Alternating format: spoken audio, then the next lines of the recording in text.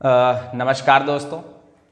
जैसा कि आप सभी जानते हैं, ये जो समय है, ये जो लॉकडाउन फेज़ है, जो कोरोना का जो कहर पूरी दुनिया पे आया हुआ है, इसमें बहुत सारी लोगों को हर किसी को लगभग समस्याओं का सामना करना पड़ रहा है। कोई इंसान जो देश में रह रहा है, विदेश में रह रहा है, तो वो हर इंसान, हर प्राणी ग्रसित है इस चीज़ से। पर जो समय है, कठिन समय, वो क्षणिक है, बहुत ज़्यादा देर उसकी आयु नहीं है। वो आज नहीं तो कल चला ही जाएगा। और बस ज़रूरी ये है इस समय कि हम सभी हिम्मत से काम लें, धीरज से काम लें, और ज़रूर आने वाला कल इससे बहुत बेहतर होगा। तो जैसा कि जो बहुत सारे इंडस्ट्रीज़ हैं, हमारी टीचिंग इंडस्ट्री ले लीजिए आप, उसमें बहुत सारी समस्याएं आ रही हैं, बहुत सारे टीचर्स को परेशानी हो रही है। पर देखिए, परेशान होने की और निराश होने की आवश्यकता उनको नहीं होती जिनके पास ज्ञान है। तो आप इस समय को क्रिएटिव बनाएं, और आप हमेशा जो भी आप काम कर रहे हैं, जो भी कर्म कर रहे हैं, उस पर अग्रसर रहें। बाकी फल आपको हमेशा उसका अच्छा ही मिलेगा। तो मैं भी एक आध दिन परेशान रहा, पर उस समय मुझे एक कविता याद आई हरिवंश राय बच्चन जी की, जो कि शायद इस समय पे मुझे लगता है कि बहुत ही ज़्यादा मोटिवेशनल है। आपको हमेशा वो कहेगी कि आप कर्तव्य करते रहिए, अपना कर्म करते रहिए, कभी ठहरिए मत। तो उससे आपकी जो जिंदगी है वो अवश्य ही उसमें सुनहरे अक्षरों से बहुत सारी चीजें लिखी जाएंगी।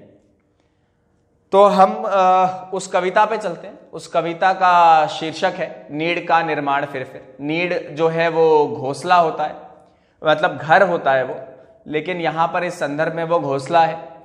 तो कवि कहते हैं कि उनको जो चिड़िया है, तूफान आया, उसका घोंसला गिर गया। उसका घोंसला गिर गया तो वो परेशान है चिड़िया। तो उसको वो बोला कि आप फिर से घोंसला बनाइए, फिर से ट्राई करो। और तिनके जोड़ती है वो चिड़िया, बहुत प्रयास करती है। उस प्रयास के ऊपर जो कविता है वो है नीड़ का निर्माण फिर फिर। तो मैं शुरू करता हूं उसे। कविता ऐसे है कि नीड़ का निर्माण फिर फिर और नेह का आह्वान फिर फिर। नीड़ का निर्माण फिर फिर, नेह का आह्वान फिर फिर। बह उठी आंधी के नभ में छा गया सहसा अंधेरा, और धूल धूसर बादलों ने भूमि को इस भांति घेरा। रात सा दिन हो गया, फिर रात आई और काली, और लग रहा था अब ना होगा इस निशा का फिर सवेरा। ऐसी रात आ गई कि लग रहा था अब उजाला ही नहीं होगा, अंधकार आ गया, जैसा कि इस समय चल रहा है। तो लग रहा था इस निशा का अब ना होगा फिर सवेरा। रात के उत्पात भय से भीत जन भीत कड़कड़। रात के उत्पात भय से भीत जन भीत कड़कड़। किंतु प्राची की उषा से मोहिनी मुस्कान फिर फिर। नीड़ का निर्माण फिर फिर और नेह का आह्वान फिर फिर। और वह चले झोंके की कांपे भीम कायावान भूदर। जड़ समेत उखड़ पुखड़ कर गिर पड़े टूटे वे टप्पर। जड़ समेत उखड़ पुखड़ कर गिर पड़े टूटे वे टप्पर। हाय तिनको से विनिर्मित घोंसलों पर क्या न बीती। हाय तिनको से विनिर्मित घोंसलों पर क्या न बीती। डगमगाए आशा के वे हंगम। ईंट पत्थर कंकड़ों के महल घर। बोल आशा के वे हंगम किस जगह पर तू छिपा था। बोल आशा के वे हंगम किस जगह पर तू छिपा था। जो गगन पर चढ़ उठाता गर्व से निजतान फिर फिर, और नीड़ का निर्माण फिर फिर, नेह का आह्वान फिर फिर। क्रुद्ध नभ के वज्रदंतों में उषा है मुस्कुराती। क्रुद्ध नभ के वज्रदंतों में उषा है मुस्कुराती। और घोर गर्जन में गगन के कंठ में खग पंक्ति गाती। घोर गर्जन में गगन के कंठ में खग पंक्ति गाती। एक चिड़िया चोंच में दाना लिए जो जा रही है। एक चिड़िया चोंच में दाना लिए जो जा रही है, वह सहज में ही गगन 49 को नीचा दिखाती, वह सहज में ही गगन 49 को नीचा दिखाती। और नाश के, ये जो लाइन है आखिरी की लाइन, ये मुझे बहुत ही प्रेरणा का स्रोत लगती है। तो ये लाइन है कि नाश के दुख से कभी, नाश के दुख से कभी, नाश के दुख से कभी हो दबता नहीं निर्माण का सुख, नाश के दुख से कभी दबता नहीं निर्माण का सुख। और प्रलय की निस्तब्धता से, प्रलय की निस्तब्धता से और सृष्टि का नवगान फिर, सृष्टि का नवगान फिर, नीड़ का निर्माण फिर, नेह का आह्वान फिर।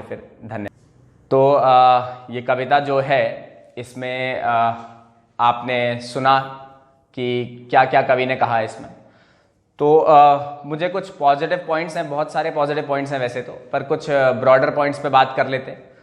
तो एक बात है कि जो जब तूफान आया तो उसका घर तहस नहस हो गया, सब कुछ हो गया, पर वो चिड़िया की हिम्मत देखिए, अगले सुबह उसने उस आसमान से लड़ाई करी जिसने रात में उसका घरौंदा उजाड़ दिया।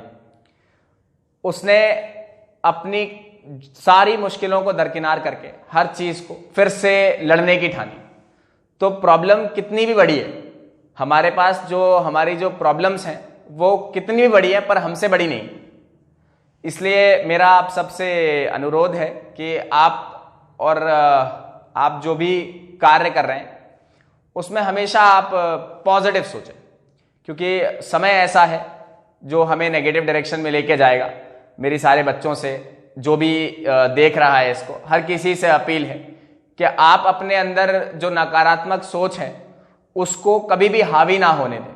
हमेशा आप सकारात्मकता की बढ़े और अवश्य ही आपको आने वाले समय में जो आपके भविष्य का सूर्य है वो बहुत तेज होगा, बहुत तेज होगा। वो कहते हैं ना ये बिल्कुल सीधा होगा, तो वो ऐसा ही होगा, बहुत तेज होगा।